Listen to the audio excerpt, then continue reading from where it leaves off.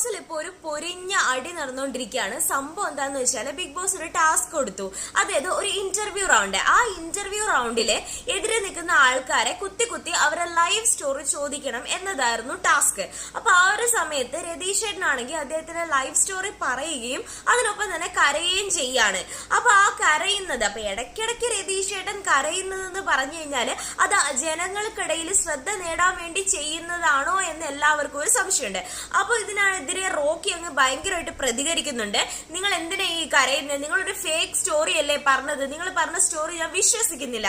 ഹൗസിലെ പല മെമ്പേഴ്സും പറയുന്നുണ്ട് അദ്ദേഹം പറഞ്ഞ സ്റ്റോറി കറക്റ്റ് ആയിരിക്കും, പക്ഷെ അദ്ദേഹത്തിന്റെ ഓവർ റിയാക്ഷൻ ആയിരിക്കും എന്നാണ് പറയുന്നത്. അപ്പം റോക്കിയും അതുപോലെ രതീഷ് ചേട്ടനും ഭയങ്കരമായിട്ട് അടിയടക്കാണ്. രതീഷ് ചേട്ടൻ പറയുന്നുണ്ട് എന്ത് പറഞ്ഞാലും ഞാൻ സഹിക്കും, പക്ഷെ എന്റെ ഫാമിലി പറഞ്ഞാൽ എനിക്ക് ഒരിക്കലും സഹിക്കാൻ പറ്റത്തില്ല എന്ന് പറയാണ്. അപ്പൊ ഈ ഒരു വിഷയത്തിൽ നിങ്ങളുടെ അഭിപ്രായം കമന്റ് ചെയ്യുക, എന്റെ ചാനൽ സബ്സ്ക്രൈബ് ചെയ്യുക.